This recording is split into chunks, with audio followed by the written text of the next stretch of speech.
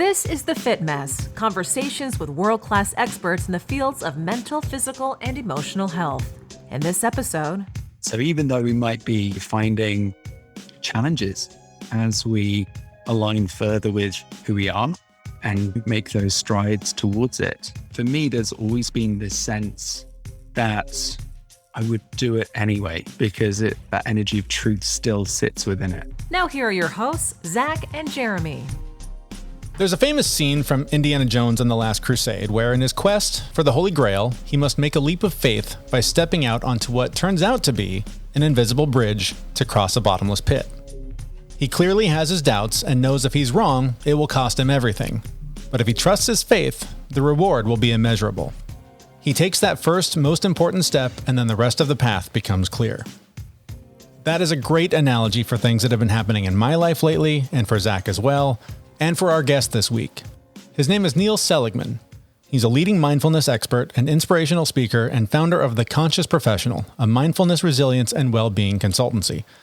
And I want to share these stories because I've been told over and over again how what I've been doing is inspirational and that people that I know wish they could do something similar. In my case, as we've discussed, I recently took that leap of faith by walking away from a 20-year career, selling my house, leaving the city and country where I've lived most of my life, in hopes of carving my own path and creating a better life for my kids. Zach, I know you often said during this process that you wished you could do something similar, at least as it relates to your job. I have been much more detailed offline, of course, but yes. Yeah, much more detailed offline. I've been wanting to take that leap of faith for a little while now. And in the experimentation, like manifesting money and stuff like that, I was like, oh, this might not be bullshit. But I have wanted to for quite some time now, and I inadvertently did. It was planned, yet not planned. But yeah, I actually quit my job a couple of weeks ago, but I had nothing lined up. I didn't have another job. And that is weird for you. You are very much, I need the next 12 steps of whatever I'm doing, especially if it's something big. I need to know where those steps are, how hard to take them, and where they're going to end up. Yeah. And this was, I will say just this much, like this particular situation, my work environment went from pretty good to one of the most toxic environments I've ever been in a 6-month period. So like it just, risk or not, I just couldn't be there anymore. Yeah. As we're talking right now, like tomorrow is my last day. I put my notice in, didn't have anything lined up. I'd been like putting some feelers out to see if I could find something, and just making the decision of quitting was really all I needed. Yeah. To like find that next thing. And then I've been reading Joe Dispenza a little bit too. And I followed the instructions in the book. I took out a piece of paper and I wrote down what I wanted for a job, what my intentions were, what the emotions were, and just represented with a letter. So I put my notice in 2 weeks ago. And as of 2 days ago, I've just signed an offer letter and I have a new job that I'm going to that is like much better, like all across the board is a much better job. So can't thank the universe enough for making me take that step. And now I've got this awesome job that I'm going to that I'm really looking forward to. Just bounds better. Like just money's great. The position is great. Everything is great about it. And I'm just so happy because I had to take that leap of faith. Well, and that's, I keep seeing that scene that I referenced in the beginning from Indiana Jones. Like if you remember the movie, it was 1989, so some of you may not have been alive. I don't know. He's standing between these 2 points, and there's just a huge bottomless pit between him and where he's trying to go, and he sees no clear path how to get there. And he references a book that points out all you need to do is just walk across. And so he's just sitting there going, this is nuts. I'm going to die. If I take one step forward, I'm going to die. But I have to trust that perhaps something bigger is at work here. And he does. He lifts his foot, steps out, and lands. And then all of a sudden, he takes the next step. And it's that watching that scene is so powerful when you put it in this context, because that first step is agonizing. He's sweating. He's just agonizing over how in the world am I going to do this? And by the third step, he's like gleefully almost jogging across to the end result, which is what he's chasing. And that is just so analogous to what you've experienced so far, what I've experienced in my move. I've never been happier. When I walk my dogs, when I go around the neighborhood, when I take my kids to the pool, I'm constantly saying to myself, I've never been happier. I can't believe how lucky I am to be where I am. And I agonized for almost a year about, oh my God, how am I going to do this? Is crazy. And it is so interesting just taking that step.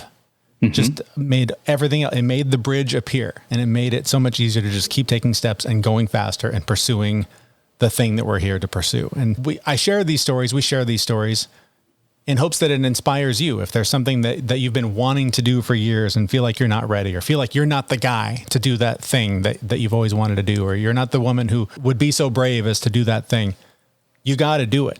If there's that thing that you know you're supposed to do and you're afraid to do it, I hope that these are stories that inspire you to do them, to at least try, because I say this to my kids all the time, you're going to regret the things you didn't do way more than the things you did and failed at. Yeah. But do it responsibly. It worked out for me, but I will never recommend to anyone quitting their job before they have the next one lined up, because that space in between was pretty terrible. Like, and granted, it was very short. Yeah. But it was, and it's not like I don't have to worry about money, but like just the thought of being unemployed was so terrible for me. That may say a little bit more about your anxiety issues than the circumstance itself. Yes, but do it smartly, right? Like, we're not all going to be in that Indiana Jones situation, but don't just step off the cliff where there's obviously you're going to fall and die. Be careful. Do things responsibly. Make sure you've got a plan in place, but definitely take that step. And if you don't have a plan in place, that is the step. That is the leap of faith, is to start making that plan, to do that thing that you've been putting off doing or are otherwise afraid to do. But if our stories aren't enough to inspire you to make that change, perhaps our guest's story will. His name is Neil Seligman. He is a leading mindfulness expert and inspirational speaker. He's the founder of The Conscious Professional, a mindfulness, resilience, and wellbeing consultancy. He did very much the same thing a few years ago, took a huge leap of faith, walked away from a very prestigious career to chase his dreams. And I hope you'll find his story as inspiring as I did. Let's start with your story. I think that's a very inspiring one, especially right now. I'm having so many conversations with people in all kinds of backgrounds that because of this last year and a half, they have reevaluated everything. They want to try something new. They're shaking things up. And so I want to hear your story and use it as a guidepost for someone who's considering taking a big leap of faith and trying something new. So walk us through the big shift that happened in your life. Yeah, definitely. So I was practicing as a barrister, which is a trial lawyer, essentially. So over here in the UK, we still have that kind of wigs and gowns nonsense. And so that was my job. And I was in court every day, fighting the good fight for clients, and obviously being quite a hard job to get into. And I put a lot of years into training. And then I had a chance conversation in the car park after work about 8 years in. And a friend of mine from bar school, we trained together, bounded up to me. I hadn't seen him for a while. He said, "Hey, Neil, how's it going? I hear you're one of the rising stars of the civil bar," which nobody had ever said to me before. But what I heard in my head when he said that was, "Your star is rising in the wrong field. You have to leave." Wow. And, and that little line of words came in with such a kind of vibration of truth that I really could do nothing other than listen to it. And so I decided to leave. So I wrapped up my practice. It took about 5 months and completely stepped away from my career, knowing that it was over, but not knowing what was yet to come. And sometimes people say, "Oh, well, that's either they say it's crazy or it's courageous." But actually, in my experience, it was just true. It just was like that landed with me. It was true, and everything changed from that moment. So that's just awe-inspiring. That's such an amazing step that you took. I'd love to hear, how long did it take before something materialized or something started to come together where you said to yourself, "I think stepping away was right, and now I'm okay"? How long did that take, and how did that happen? It's a really interesting, quite nuanced question, because it felt so true from the moment it happened. it did feel right. Like it consistently felt, that's not to say that it wasn't hard. There's some steps. Like initially I had told my chambers, which is where it works, not a business, but you share an address and reputation and stuff. I told them that I was going to take a sabbatical. I was just like, just in case this goes terribly wrong.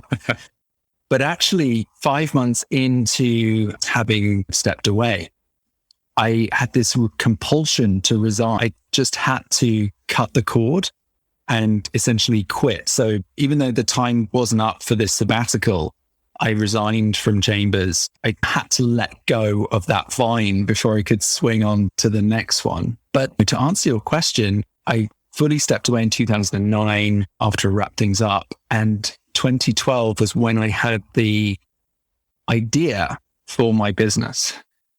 So that's 3 years later. Wow. So how, one, I can hear myself and the audience going, how did you not starve and die for 3 years?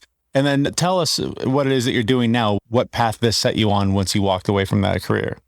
Yeah. So now I run Conscious Profession, which literally landed in a meditation, the logo with the name, and with that I was going to be teaching mindfulness as the primary goal of it. So that all landed in 2012, but luckily, so I was still practicing as a barrister. I'd done a few days of teaching for a company, and there was like a relationship between this company and my chambers. And so I said to them, look, I'm free now. I can do a few more days. And so that became a kind of bread and butter for me. There was also really good luck in the UK as a barrister. The client doesn't have to pay you. Probably shouldn't say that. There's a gentleman's agreement that the solicitors will pay you for your work, but they quite often take years to pay you. So I think I was still getting checks through the post from the work I'd done as a lawyer. Oh, wow. For several years onwards. And they tended to come just when I needed them, like when I was like bankrupt or close to it. I was like, oh, and then this little kind of gift from the universe would arrive in the post. Oh, phew. Yeah. So anyway, so that's a bit of teaching work. I was doing some private speech sharing meditation. I'd been doing some Reiki stuff. Even when I was a barrister, I'd been offering Reiki sessions and teaching Reiki. So I did a bit of that, but it was very hand to mouth at that time. And yeah, I'm not sure how that worked. Like when I coach people through transitions, this is not the methodology. It's not just go without any thought or planning. Yeah. So this is something we can think about a bit before we do it, and maybe put a few things in place. But no, I don't know. It didn't happen for me. So this is inspiring. And as I mentioned before we started recording, I'm going through something similar. Our audience is probably sick of hearing me talk about this and wanting me to get this over with. Literally, I'm 4 days away as of the recording of this interview. I'm 4 days away from walking away from the job that I've had for 14 years. My family is not only moving, we're moving to another country. We're moving up north to Canada. And we have no jobs lined up. We have not a lot that we're moving for. We are selling our house and we're just going to live off of that while we figure things out. And it is funny when I share this idea with people, it's the same thing. Oh, that's courageous, or that's crazy, or how brave, how exciting. It runs the gamut. But most people, I think, are surprised because that's not what we're taught to do. Culturally, we are taught, get a good job, buy the house, settle down, stability, slow and steady. So how, just a personal therapy session here for one, but for anybody who's also considering making this leap, where do you start? How do you make sure that this is the right thing? How big of a risk is too risky? How do you do this without just completely going nuts? Yeah. The words that really held me through that time of kind of WTF were leap and the net will appear. So leap and the net will appear. And the teaching that sort of sits behind leap and the net will appear is that something emerges from nothing. Okay. So in the nature of the universe, something emerges from nothing. In fact, they're sort of two sides of the same coin. And yet the world doesn't really get that or know that. The world lives on something emerges from something. Yeah. So something from something, people could put the pieces of something and something together and be like, okay, this adds to this or whatever. But something from nothing is a deeper kind of spiritual truth. And so what we're entering into is a spaciousness which allows a host more possibility to emerge through you. And then the practice as you're doing that is finding the things that allow you to center yourself outside of fear-based thinking so that you can listen and witness and see what is emerging and be the shepherd of it, cultivate it, and also to respect the rhythm of it. There's many times along that 3 years where I still didn't have the idea yet, where I could have turned back or given up or whatever. But I did have a sense that it was still emerging, that I actually never lost faith that I had done the right thing and it was the right path. But it does have its own rhythm. So we've probably hinted at it a little bit, but what sort of challenges would someone expect to face? We talked about just support from loved ones and the financial fears. As you coach someone through this, what do you prepare them for to make sure that they're able to get through those ups and downs? Yeah, I think it's really important for people to have a couple of people that are super on board with you. So in my situation, my boyfriend at the time was hugely supportive of this change. And I'd previously been in a relationship where my partner was threatened by the change and was very much, no, he was a dancer. It's very much, you keep the steady job and this is our safety. And I've got this kind of more up and down type of work. So it would have been harder for me to actually do that transformation with that partner. But my partner at the time was completely on board, was really helpful at just guiding me through it. And the other principal person, so I think you only need maybe 2, 3 would be nice, but you got 2 champions working with you. The other was my teacher. So she's like a meditation teacher, but she's also like a coach and mentor to me. And I'd met her about 6 months, I think, before I had that insight. So I was really fortunate to have almost like a parenting figure who could also hold not just me, but also the idea of my business in her awareness and to shepherd me through the process of what I describe as living from listening, is really trusting those internal nudges, insights, and impulses, and to trust it so much that you listen and hear what actually is right for you. And when we can do this, what emerges is something that is aligned with our being, that it has this sort of, it's almost like integrity on steroids. I think there's another word that was like tensegrity, which is like a matrix of integrity. So I don't quite get it. I think it's an architectural term or something. But I like the idea of it has angles, it has structure, it has support. And so what emerges actually has a life of its own, which is really cool. And then you're the channel of what's emerging through you and you're participating with it and it feels fun and purposeful and authentically you, because it is you. It's kind of, this is what we're meant to do as human beings, let our unique voices and gifts and offerings come forward rather than all kind of shepherd our consciousness into the same box and then wonder why we can't solve our problems. Yeah. What you're saying makes sense to me because I've felt it myself. Whenever fear creeps in and, oh, this is a huge mistake, we should just stick with what we've got. We've got it pretty good. We don't take a big risk. Don't take a chance. That feels wrong. I can just internally feel it. But I guess for someone who is maybe earlier in this process or still thinking it through, how do you differentiate between the voices? The one that's saying, yes, this is the path. Quit hanging on to everything. How do you differentiate between the fear and the intuition that's calling you to something better? Yeah, it's a tricky one. Yeah.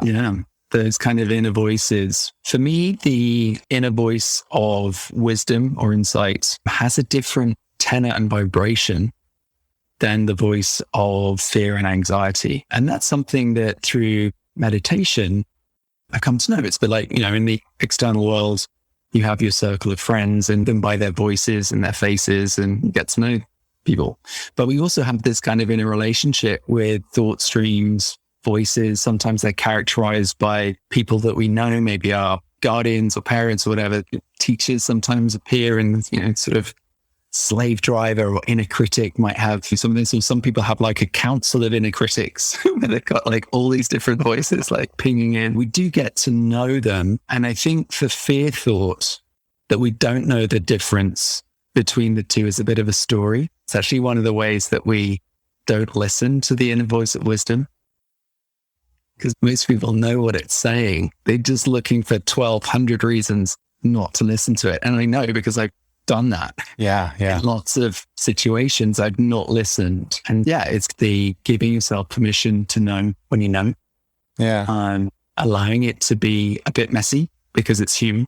And there are tricky bits that come along with any sort of transition and change. If we're learning, if we're laughing, if we're loving, those are all good signs that we're moving in the right direction. And ultimately, if who you are, as we'll get to know ourselves more deeply over time, as we do that process, if we're not aligning who we are more with our thinking and activities and behaviors and jobs and missions and all the rest that we love to get involved with, then it does produce a tension of its own, right? It produces its own sort of dislocation from what feels very deep and true and meaningful and important. Mm-hmm. So even though we might be finding challenges as we align further with who we are and make those strides towards it, for me, there's always been this sense that I would do it anyway because that energy of truth still sits within it. Yeah. I've noticed as I do battle the voices of fear and optimism, one of the places where I found some grounding is looking at my past. And some of the most memorable, life-changing experiences I've had came from taking a big chance and not listening to the fear and just trusting that things were going to work out.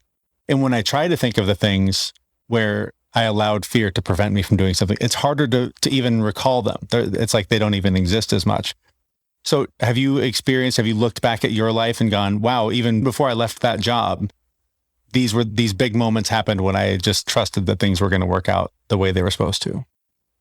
Yeah, I think I was a bit of a dreamy kid and always a bit sort of destiny led.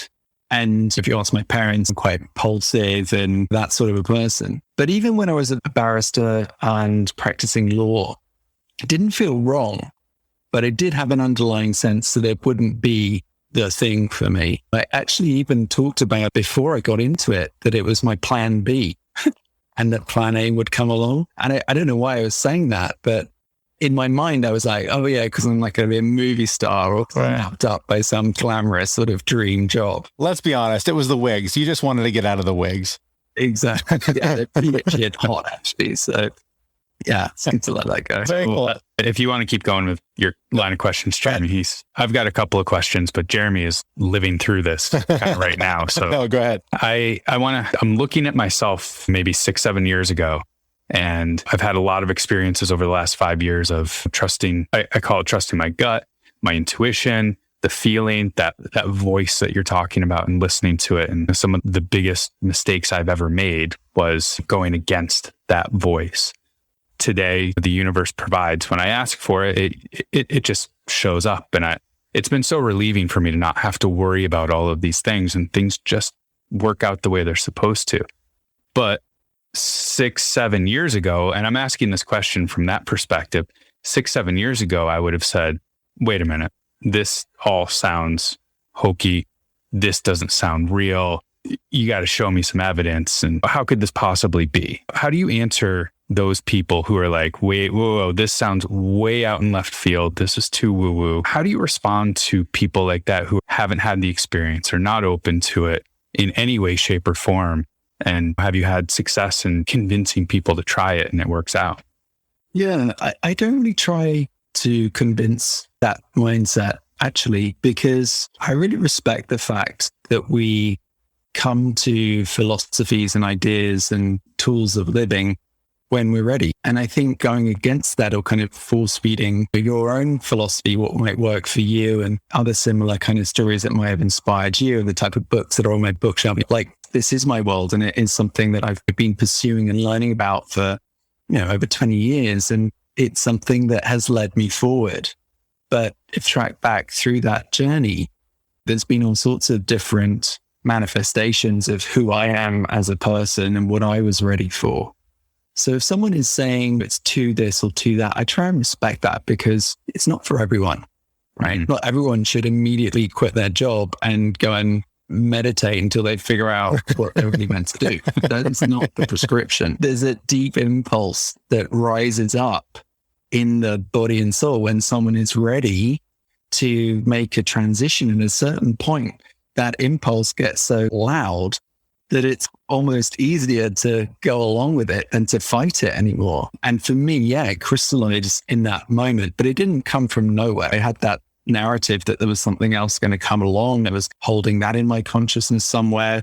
I had this interest in Reiki and meditation that came through from my teens. And I'd even had a little side business for a while whilst I was still practicing. It wasn't like a complete turnaround. There was some stuff there it was like another track of my life happening side by side in my legal career. And it just so happened that at a certain point, this is what's happening. And I suppose I also have to acknowledge I was in a privileged enough position to listen to that. Because it doesn't take just courage and a good meditation practice. It also takes a bit of a network, maybe a bit of a foundation financially. It takes a lot. And not everybody has that. And it's very much, I think, important to respect people where they are. I find it fruitless to convince people. When I was a student, I probably shouldn't say this, but I used to get drunk and do Reiki on people when I was drunk. Oh, that's a business model right there. Drunk Reiki sessions. And the purpose was to convince them that it was real. I'd be like, can you feel the energy shooting out of my hands? I was that guy. Yeah, I've been there. That's awesome. Not my vibe anymore. But yeah, it's something I think that there's a rhythm to it. So I think it's worth respecting that. You mentioned meditation. Obviously, it's a big part of what you're doing now. It's the foundation for everything that has happened to me in the last 8 years on my journey to better wellness and all that. It's obviously a great place to get quiet and listen for that voice that tells you what you're supposed to do. What else can people do to open up to what their intuition's trying to tell them? Are there a couple of places you tell someone to start when they're like, I'm stuck and I don't know how to find a way forward? Yeah, so I think most people, when they're feeling like that, they're also very busy mentally, and invite people to find a bit of space. And it doesn't have to be meditation, but it might be just like take a bit of time in nature every week, hang out in the woods, stroll through the parks, go running, take up something where it takes you out of yourself a little bit, because we do need a bit of a different brain dynamic to listen to something other than the fear brain, the shopping list and the to-do list. And for a lot of people, that's pretty dominant in their minds. Inviting a bit more space in, if they can, gifting themselves the permission to do stuff that they find joyful. Try and reconnect people back to practices that they maybe had as they were kids, or creative practices or music, or whatever, things that used to really make them feel alive. And maybe for whatever reason they've let go, and just inviting them back into those processes that actually help us to transmit and express emotional energy, which when we couple that with a busy brain, we often get all sorts of tangles going on. So it's really about finding space and just giving them a bit of a scent of their joy, their creativity, the kind of things that, because we don't all come into the world born terrified and, reclusive. We come in wanting to try everything and getting into everything and curious and delighted and then terrified and then scared and crying and then tantrum. We have everything. And sometimes we get a bit dulled down by the weight of just being an adult and all of the stuff of life. So that's a good place to start. And if not meditation, I try and get most people to have a bit of a practice for working with me. So it's a fabulous place to start. Speaking of working with you, where do we learn more about you? Where do we acquire your services? Yeah, so a good place to start is neilseligman.com, and that leads you into the various different worlds. Zen in 10 is my new online course, which is a 10-day mindfulness challenge, which leaves you able to meditate for 10 minutes without your phone. That's on there as well. And if you're interested in the corporate stuff, it'll also lead you to the conscious professional, which is my business. Fantastic. Thank you so much for your time and your insight on this, inspiring and helping me through my own journey. So thank you so much for being available. My pleasure. Thanks so much for having me, guys.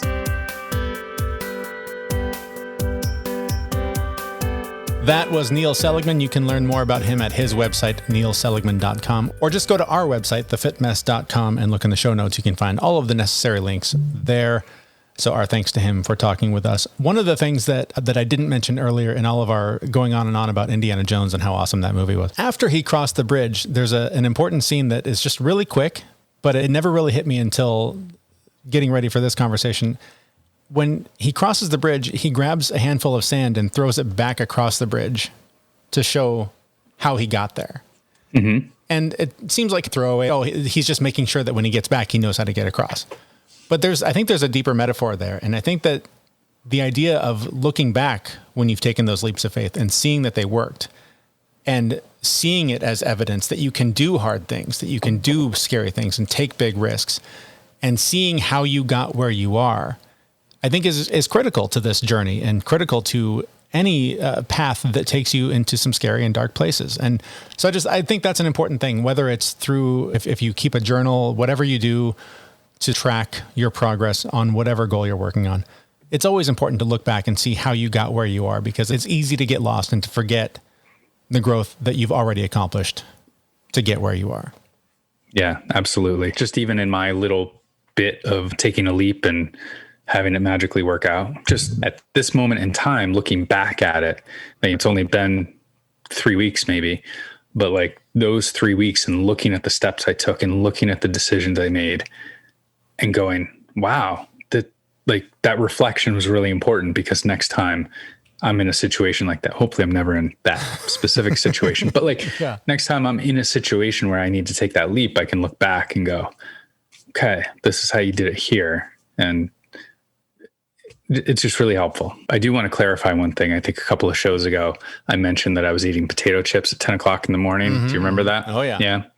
So that was actually the stress. I had quit my job and then found myself eating potato chips at 10 o'clock in the morning. But you know what else I had that morning? I had an Athletic brewing beer that morning, and many scents. They have actually, they got me through those couple of weeks that were really stressful for me. Again, there's no alcohol in it, but like just grabbing one and enjoying it. Like it was psychosomatic, but it really just brought me down. I enjoyed it. It relaxed me. And then I was able to go out and pump out a few more resumes or do another interview. And I actually didn't feel bad. I actually did an interview while I was drinking one. Out of the can? They couldn't, really see the can because my hand was covering it. Okay. It looked like a seltzer, but I was drinking a beer in the middle of an interview. That's awesome. In the middle of a Zoom interview. There is a weird psychological hole that seems to fill. I've mentioned as well, just that there are times when I feel like, oh God, when normally I would turn to beer to relieve some stress, I can now turn to that one guilt-free and know that it's actually not only alcohol-free, but relatively healthy for me. So can't recommend them enough. You can learn more about them on our website, thefitmess.com. Head over there and subscribe to the show on whatever podcast player you're using and sign up for the newsletter so you never miss an episode. Our thanks again to our guest, Neil Seligman. Links to him and his services are on the show notes for this episode. And our thanks to you for listening. Thanks so much for being there. We will be back next Wednesday with a brand new episode at thefitmess.com. See you, everyone. We know this podcast is amazing and doesn't seem to lack anything, but we need a legal disclaimer. Prior to implementing anything discussed in this podcast, it is your responsibility to conduct your own research and consult your physician. You should assume that Jeremy and Zach don't know what they're talking about, and they're not liable for any physical or emotional issues that occur directly or indirectly from listening to this podcast.